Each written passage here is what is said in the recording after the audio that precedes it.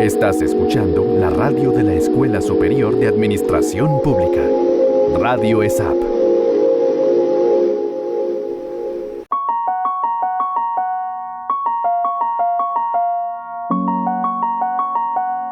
En cada rincón del país, las voces se alzan por la vida, por la justicia, por la dignidad. Esto es Voces por la Dignidad, Derechos Humanos al Aire.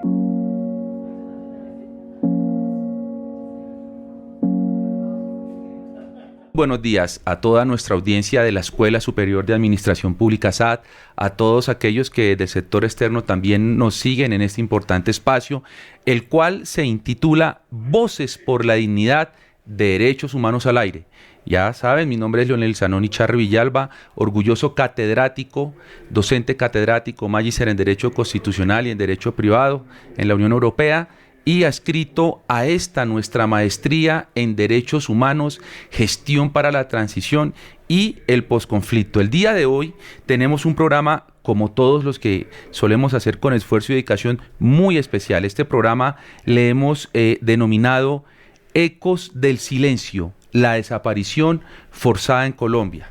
La idea de nosotros es que a través de estos espacios, mis invitados, grandes estudiantes, grandes seres humanos de nuestra maestría, puedan darnos su visión de las problemáticas en derechos humanos para que también la comunidad se entere. Entonces, vamos a escuchar quiénes son ellos, que se presenten. ¿Dónde está María Paula Asprilla? ¿Cómo estás? Hola, doctor Leonel, ¿cómo está? Muchas gracias por la invitación. Mi nombre es María Paula Rivas Asprilla, soy abogada, especialista en Derecho Administrativo, Derecho Constitucional e Investigación Criminal, y muy orgullosa de estar en esta maestría de Derechos Humanos, Gestión de la Transición y Posconflicto. Muy bien, ahora vamos a escuchar a Diana Karina Romero Rodríguez. Bueno, muy buenos días. Mi nombre es Karina Romero, soy abogada y administradora pública, especialista en gestión pública, magíster en educación. Actualmente me desempeño como docente catedrática de la ESAP Territorial Tolima y maestrante en Derechos Humanos, Gestión de la Transición y el Posconflicto de la escuela. Muy bien. Ahora tenemos con nosotros otro invitado también, a Edker Said Urataka. Muy buenas tardes a todos. Mi nombre es Edker Said Ortiz González. Soy abogado, escritor y videojugador profesional, especialista en Derecho Constitucional, y actualmente trabajo para una firma de abogados en Bucaramanga. Estoy haciendo también la maestría en Derechos Humanos, Posconflicto y Gestión de la Transición. Y bueno, aquí estamos. Creo que me queda también la doctora Diana Karina Romero Rodríguez, ¿no? A Linda Grace Moreno Copete, bienvenida. Buenas tardes, mi nombre es Linda Grace Moreno Copete, abogada, especialista en Derecho Administrativo y pues estudiante de esta maestría en Derechos Humanos, Gestión del Posconflicto y Transición. Bueno, muy bien, y finalmente Jorge Eliezer Villamizar Mendoza. Gracias, profesor Zanoni, demás compañeros de la mesa y toda la audiencia que nos escucha. José Eliezer Villamizar Mendoza, abogado egresado de la Universidad Cooperativa de Colombia, especialista en Derecho Penal y Procesal Penal, actualmente defensor público de la Regional Antioquia en el circuito de Itagüí, estudiante, abogado litigante y aspirante a esta maestría en Derechos Humanos, Gestión del Conflicto y del Posconflicto, y muy agradecido de este espacio en el que nos abren hoy la oportunidad de compartir con ustedes. Bueno, como ustedes lo pueden ver, estimada audiencia, el panel que nos acompaña hoy es un panel de lujo, gente valiosa. Esos son nuestros estudiantes ya hoy, como pueden ver ustedes, con unos proyectos de vida consolidados que muy seguramente nos impactarán muchísimo el quehacer académico aquí al interior de nuestra maestría en Derechos Humanos, Gestión de la Transición y Posconflicto. Entonces empecemos. Una pequeña introducción. Estamos conmemorando el 14º aniversario de la entrada en vigencia de la Convención Internacional para la protección de todas las personas contra la desaparición forzada. Entiendo que el día de hoy vamos a hablar acerca de cómo a través de la Asamblea General de la ONU y todo lo que tiene que ver con el sistema de protección internacional de la ONU, se han hecho unas recomendaciones por el Comité contra la Desaparición Forzada en la ONU, especialmente en el caso colombiano. Ese es básicamente nuestro primer objetivo, y entonces yo ahí me pregunto, muchachos, ¿qué efectos tiene la desaparición forzada en las comunidades afectadas? Bueno, la desaparición forzada tiene unos efectos muy graves en las comunidades campesinas vulnerables en Colombia, especialmente con lo que tiene que ver con el tema de derechos humanos. Hay unos efectos, por ejemplo, destruye las familias, genera un dolor profundo al no saber qué pasó con sus seres queridos. Este crimen también rompe el tejido social de las comunidades y también siembra un miedo y desconfianza entre los vecinos. Las personas afectadas también pierden su sentido de seguridad y muchas veces son obligadas a dejar sus tierras. Afecta su derecho también a una vida digna y al trabajo. Pero por otro lado también se violan derechos, por ejemplo, como el derecho a la verdad, a la justicia y la reparación que tienen las víctimas. Si no se investigan también como debería ser, pues obviamente también estos responsables quedan en impunidad. Afecta el derecho a las comunidades a vivir en paz, y con respecto a sus derechos fundamentales también hay una afectación bastante importante. Sin embargo, las comunidades campesinas han mostrado, digamos, una fortaleza importante de resiliencia, de resistencia, y se han unido también para luchar por la memoria de la justicia a pesar de esas dificultades que también siempre vienen presentándose. Muy bien, muy interesante. Realmente nos pone de presente un flagelo atroz, nos pone de presente. Recuerdo mucho, hay una canción de Rubén Blades que interpretó también Maná de Desapariciones, que nos pone de presente ese flagelo, esa ignominia que se le comete al ser humano. Dice la canción que ¿por qué sucede? Porque no todos somos iguales, ¿no? Es la manera de uno suprimir al otro, al que rivaliza con uno dentro de un entorno democrático, y es algo que en Colombia hemos padecido muchísimo. Lo hemos visto a lo largo de todos estos episodios. Hoy la JEP pues está tratando de darse en cuenta hoy cómo debatimos si son 6.400 víctimas y quién aparece, quién no aparece. Realmente es muy doloroso. Pero hoy nuestro programa tiene también algo muy especial, y es que sé que ustedes, dentro de sus ejercicios para este tipo de escenarios, tuvieron la oportunidad de auscultar a la comunidad y de traer inquietudes de la comunidad. Por eso me dice que nos pregunta un campesino en la zona donde ustedes se desenvuelven, y por eso el programa también tiene su plus, que dice un campesino que la desconfianza está en aumento. ¿Quién puede protegernos si aquellos que deberían ser nuestros guardianes no lo hacen? ¿Qué responden ustedes? Pues esa es una pregunta, muy profunda y válida, muy interesante. La protección de los campesinos es un derecho que debe ser garantizado por el Estado, ¿no? Pero cuando esta falla, es importante recordar que no están solos. Los derechos humanos nos enseñan que todas las personas tienen el derecho a la vida, a la seguridad, a la dignidad y a la justicia. Si aquellos que deberían protegernos no lo hacen, digamos que es esencial buscar el apoyo de organizaciones sociales, Defensoría del Pueblo, organizaciones internacionales, que trabajan también para garantizar sus derechos, para que esos derechos también sean, respetados. E igualmente, además, las comunidades unidas tienen también mucha fuerza, ¿no? A través de la organización colectiva, el apoyo mutuo y la búsqueda de aliados e instituciones comprometidas con los derechos humanos. Pueden exigir también justicia, denunciar las violaciones y construir espacios más seguros, ¿no? No es fácil, pero la unión, junto con el respaldo de los defensores de derechos humanos, también puede ser un camino para enfrentar, esa desprotección y mantener viva la esperanza de una vida en paz y sería dignidad. Bueno, en el marco de nuestra maestría y de nuestro programa, explicarle a la ciudadanía, ¿no? Cuando le decimos, bueno, ¿cuáles son tus derechos en torno a estos flagelos? Recordemos que tenemos los derechos constitucionales fundamentales de la Constitución del 91, y a nivel regional tenemos el Sistema Interamericano de Derechos Humanos al amparo de la OEA, y tenemos también el Sistema Internacional de la Organización de las Naciones Unidas. Es decir, tenemos 3 sistemas de protección, uno mundial, uno regional y uno local, donde podemos hacer. Pero tú me dejas de pronto pensando, y es lo que dice esta persona, que por privacidad pues simplemente le vamos a decir la persona, ese campesino sujeto de protección constitucional, y es el papel de las instituciones, y eso me preocupa. Grace, ¿cómo ves tú este papel institucional en torno a esta problemática? ¿Qué tienes para aportarnos sobre este tema? Bueno, las instituciones juegan un papel crucial ante la percepción de las comunidades frente a una circunstancia de desaparición forzada. y su actuación puede influir significativamente en la confianza y el bienestar de la comunidad. Aquí se destacan aspectos claves como la responsabilidad y la respuesta de las instituciones. La forma en que las instituciones, especialmente las fuerzas del orden y el sistema judicial, responden ante una desaparición forzada es determinante. Una respuesta rápida y efectiva puede generar confianza, mientras que una inacción o falta de interés puede aumentar la desconfianza y el resentimiento en la comunidad.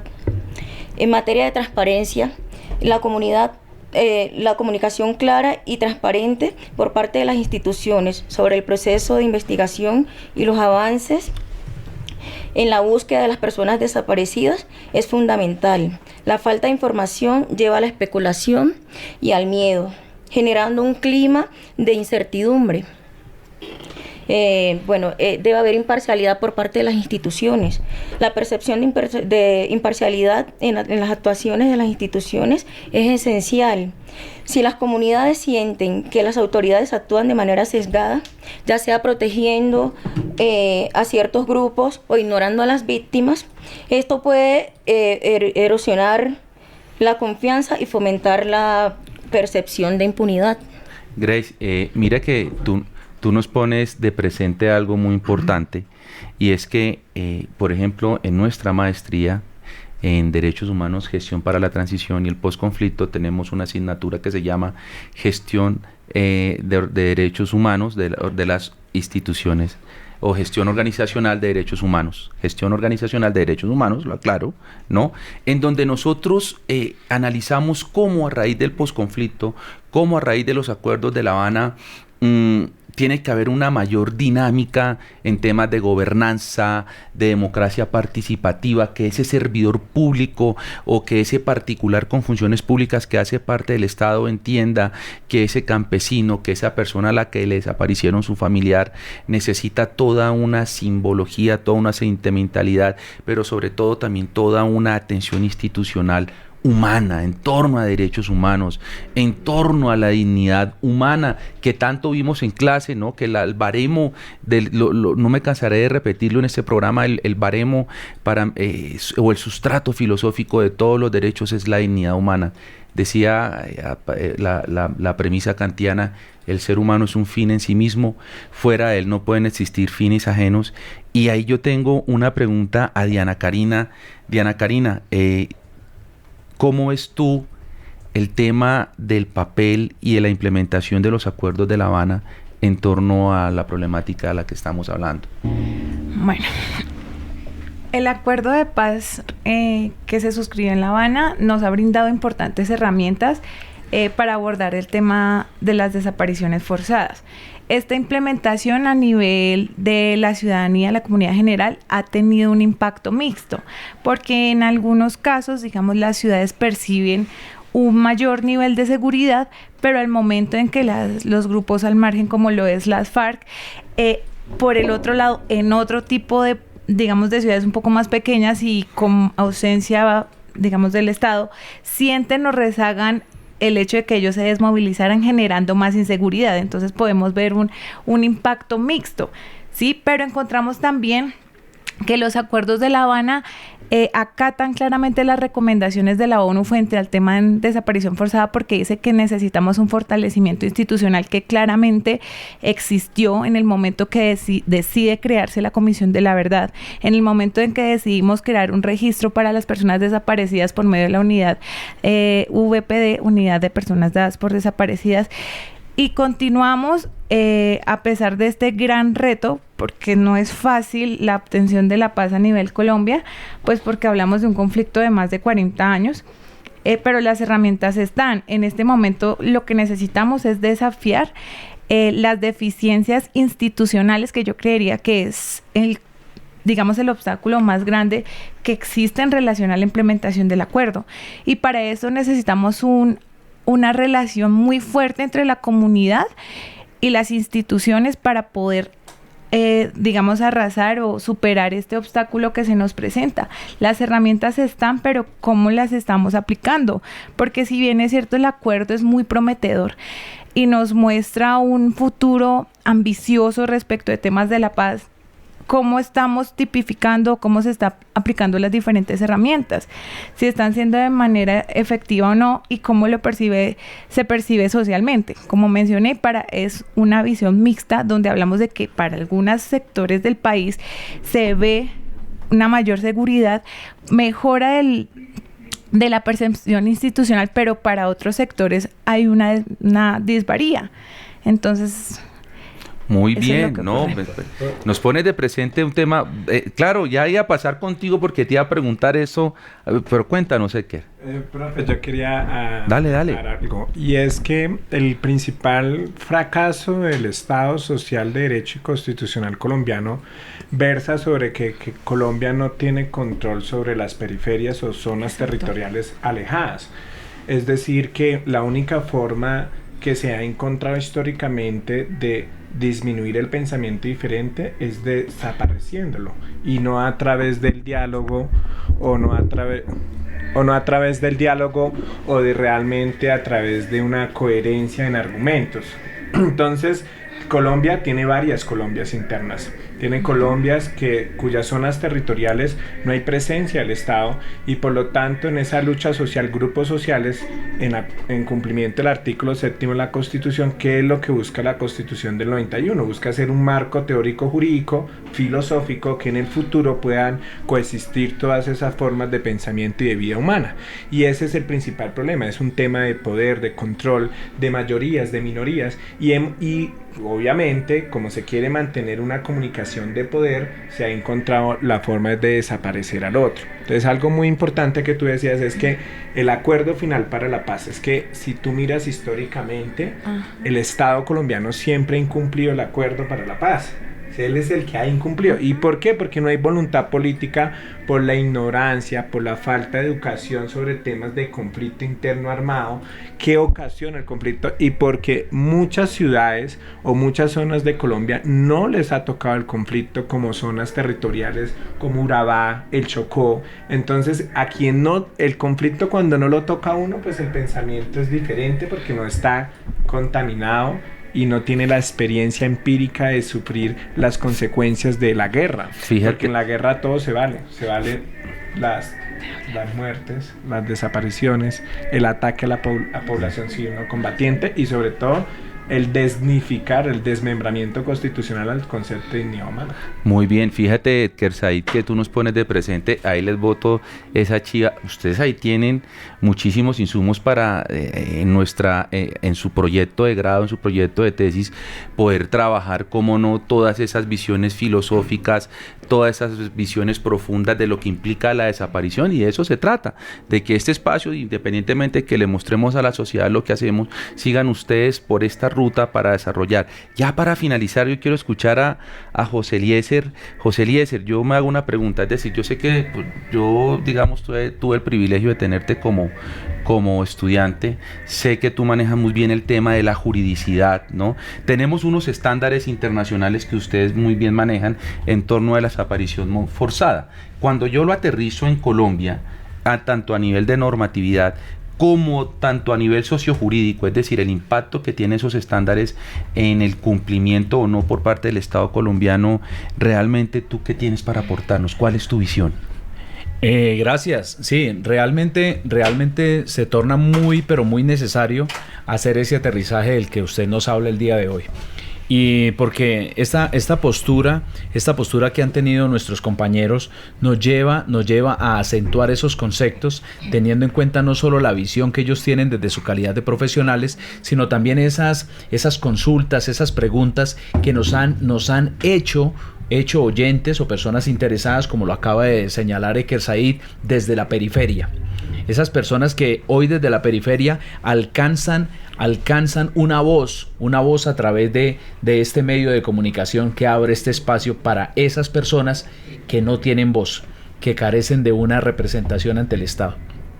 Y es así Y es así que el Estado colombiano no solo en aras de alcanzar una solución al conflicto, sino en aras de poder dar aplicación a la Convención Internacional para la Protección de todas las personas víctimas de este crimen atroz de desaparición forzada, debió adecuar y empezar con la implementación de una legislación que se basa en 3 pilares.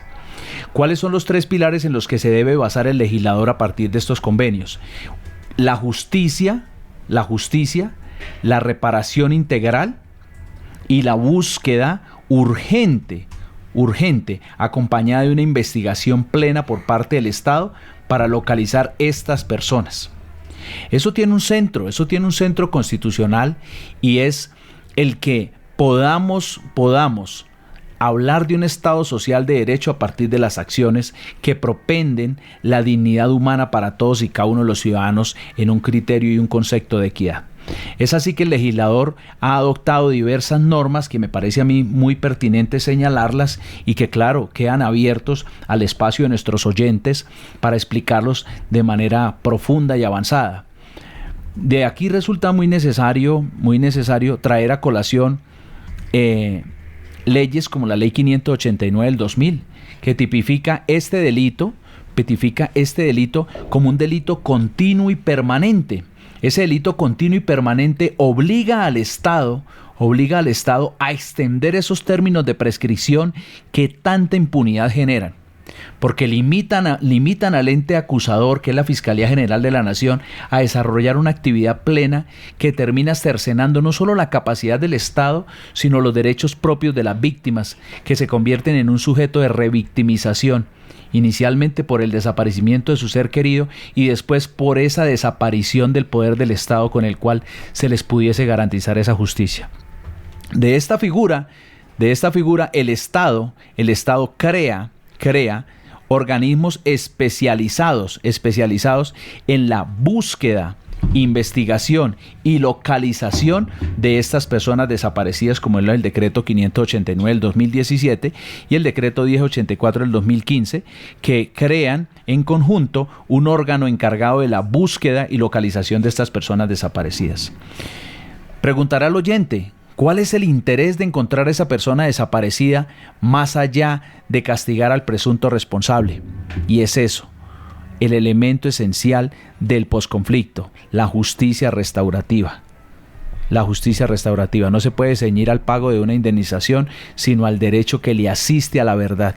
Y la verdad no está limitada en el tiempo ni en la capacidad del Estado, sino en la garantía de los derechos que el Estado le pueda brindar a esa víctima. Bueno, muy felicidades a todos, de verdad que muy orgulloso de este programa que lo sensibiliza a uno. Yo creo que una de las grandes conclusiones es que el tema de la desaparición forzada no solamente tiene una arista desde el victimario, sino también desde la víctima. No solamente la víctima que se desaparece, sino también de su entorno familiar. Lo que implica que en Colombia deba existir una normatividad muchísimo más integral, muchísima más eficiente. También creo que está de presente el tema de que es necesario que la gente empiece de alguna manera a adecuarse a un tipo de justicia alternativa, a un tipo de justicia diferente a la justicia ordinaria que tenía todo en términos de castigo, y no puede ser así, porque independientemente del castigo necesitamos también la verdad, y eso es lo que se está haciendo en la JEP. Cuéntanos, ya para finalizar. Para finalizar, es necesario recalcar que debemos fortalecer, ¿cierto? Debemos fortalecer esa cooperación interinstitucional, tanto por, digamos, instituciones nacionales como instituciones internacionales que están brindándole un respaldo al proceso de la paz, y generar esa sensibilización en la comunidad, ¿sí? Porque esto es un trabajo mancomunado, como el profe bien lo decía. Fíjate que lo que tú has dicho, lo que usted... Profe, algo muy importante es que todos los colombianos y oyentes debemos comprender que durante más de 200 años el sistema de justicia ordinaria o los modelos inquisidores no han funcionado, porque el fin último de la pena no es el castigo, sino es la reinserción al tejido social. Y no hay reinserción al tejido social si no hay una justicia restaurativa que pueda comprender la afectación de un núcleo esencial del derecho al tercero o al prójimo. Hay reconciliación en la sociedad cuando la justicia restaurativa, quizás en sus inicios, empezaron con los indígenas y posteriormente desde mucho tiempo más atrás era el mecanismo más eficiente para resolver un conflicto. Y hoy queda claro en el Estado colombiano, a través de la política criminal desarticulada, a través del estado de cosas inconstitucionales, a través de las deficiencias que presentan las infraestructuras carcelarias, como el déficit de derechos humanos, alimentación, agua, vivienda, salud, que no se volvieron centros restauradores o de reinserción social, sino por el contrario son escuelas de crímenes y presentan la falla del Estado colombiano para combatir la criminalidad. Un último dato de lo que tú anotas mire todo el conflicto que ha generado los supuestos 20.000 personas que hay en la ONU por el tema de la falta de coordinación interinstitucional. Yo quiero terminar con una reflexión muy profunda para todos nuestros oyentes, y es: la desaparición forzada deja una huella indeleble en la sociedad, pero la lucha por la verdad y la justicia debe persistir. Yo creo que es crucial que instituciones respondan de manera efectiva y que la comunidad sea una en solidaridad. Creo que juntos podemos crear un eco de esperanza en medio del silencio. Muchas gracias a ustedes por venir y muchas gracias a ustedes quienes nos ven, quienes nos escuchan. Muy amables todos. Estás escuchando la radio de la Escuela Superior de Administración Pública, Radio ESAP.